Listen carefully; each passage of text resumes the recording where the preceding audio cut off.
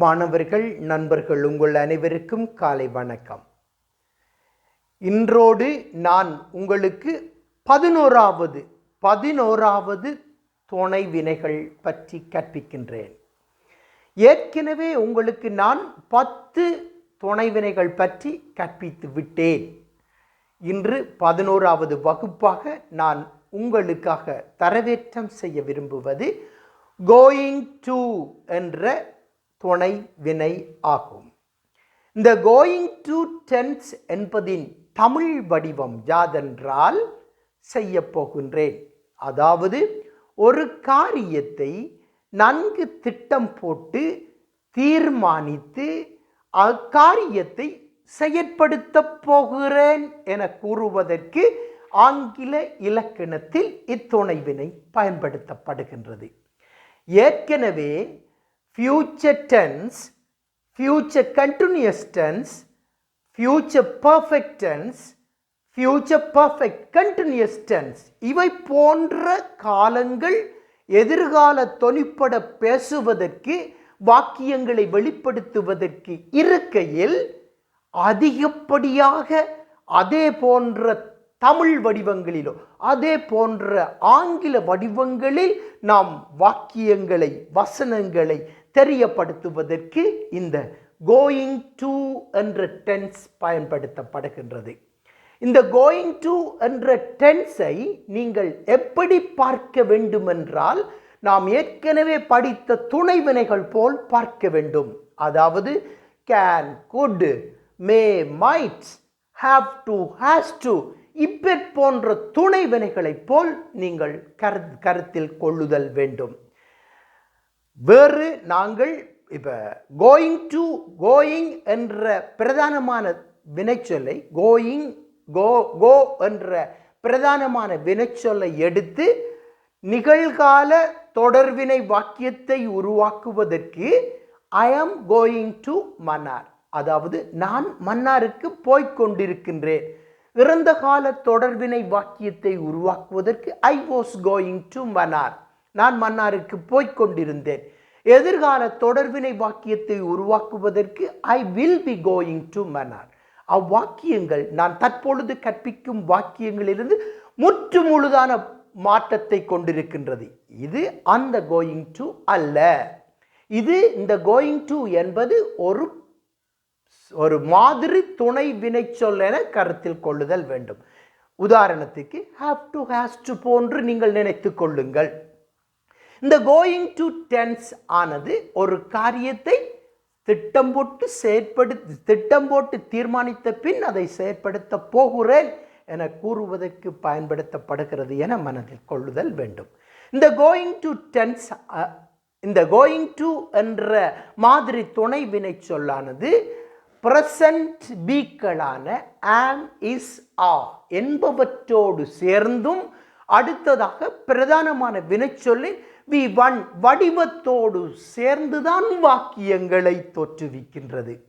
நன்றாக புரிந்து கொள்ள வேண்டும். நிகழ்கால பீக்களான am, is, are என்பவற்றோடு கோயிங் டு என்பன சேர்ந்து அதன் பிற்பாடு பிரதானமான வினைச்சொல்லின் V1 வடிவத்தோடு சேர்ந்துதான் வாக்கியத்தை தோற்றுவிக்கின்றது. கோயிங் டு தனியே நின்று வாக்கியங்களை உருவாக்க முடியாது. இது முற்றும் முழுதாக அந்த காலங்களிலிருந்து வேறுபட்டது. அதாவது நான் உங்களுக்கு அளிக்கும் துணை வினைகள், உங்களுக்கு அளிக்கும் உதாரணங்களிலிருந்து நீங்கள் நன்கு புரிந்து கொள்ளுவீர்கள் என நான் நினைக்கின்றேன்.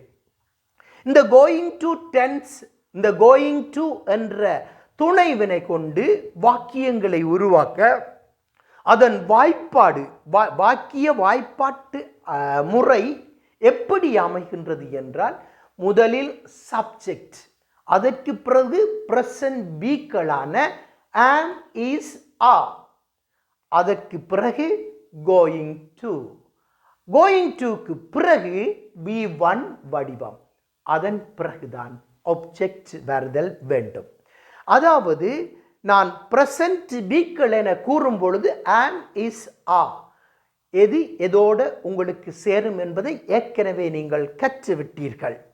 ஆகவே ஐக்கு ஆமும், ஹி, ஷி, இட்டுக்கு இஸும், யூவி தேக்கு ஆவும் வருதல் வேண்டும். இந்த இந்த பிரசன்ட் பீக்கள் வந்தவுடன் கோயிங் டு டென்ஸ் வருதல் வேண்டும், துணைவினை வருதல் வேண்டும். அதன் பிறகு பிரதானமான வினைச்சொல், அதன் பிறகுதான் ஆப்ஜெக்ட் வருதல் வேண்டும். உதாரணமாக, நான் ஆங்கிலம் படிக்கப் போகின்றேன். I am going to learn English or study English. புரிகின்றதா? நான் ஆங்கிலம் படிக்கப் போகின்றேன். அவள் சாப்பிட போகின்றாள். She is going to eat. புரிகின்றதா? இன்னும் ஒரு உதாரணமாக, they are going to build a house. They are going to build a house. தற்பொழுது புரிகிறதா? அவர்கள் ஒரு வீடு கட்டப் போகிறார்கள். நான் ஆங்கிலம் கற்பிக்கப் போகின்றேன். I am going to teach English. புரிகின்றதா?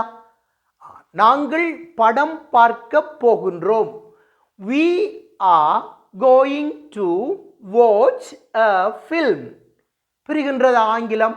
ஆகவே எதிர்கால தொனிப்பட வாக்கியங்களை வெளிப்படுத்துவதற்கு ஏற்கனவே எதிர்கால வாக்கியங்கள் இருக்கையில் அதிகப்படியாக ஆங்கிலம் பேசுவோரினால் பயன்படுத்தப்படும் இந்த அழகான துணைவினையை நீங்கள் நன்றாக கற்றுக்கொள்ளுங்கள்.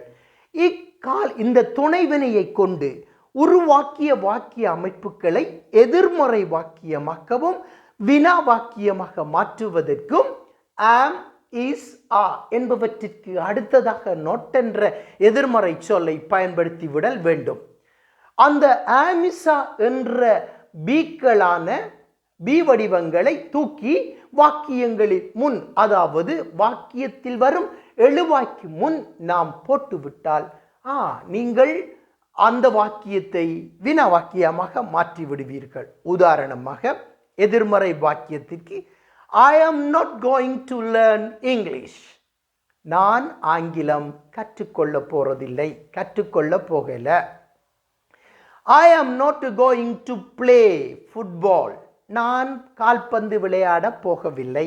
புரிகின்றதா? She is not cooking for us. அவள் எங்களுக்காக சமைக்க போகல. They are not speaking ill of us. எங்களை பற்றி அவர்கள் கூடாமல் பேசவில்லை, பேச போறதில்லை. இந்த இப்பெட் போன்ற வாக்கியங்களை வினா வாக்கியமாக மாற்றுவதற்கு am, is, are என்ற பீக்களை தூக்கி முன்ன போட வேண்டும். அதாவது எழுவாய்க்கு முன் கொணருதல் வேண்டும். உதாரணமாக, am I going to teach English? நான் ஆங்கிலம் கற்பிக்க போகின்றேனா? Is she going to cook rice for us? எங்களுக்காக அவள் சோறு சமைக்க போகிறாளா? இப்பெட் போன்ற இலகுவான துணை வினைகளை நான் உங்களுக்கு வழங்குகின்றேன். இந்த துணை வினைகளை கற்று தாராளமாக சொற்களை மனனம் செய்து இந்த இலகுவான துணை வினை சொற்களுக்குள் அந்த பிரதானமான வினைச்சொற்களை போட்டு கற்று பயிற்சி பெற்று நீங்களும் பெரிய ஆங்கில பேசுபவர்களாக திகழ இன்றைய நாளில் இந்த துணைவினை பற்றி உங்களுக்கு தரவேற்றம் செய்து வைக்கின்றேன். நன்றி.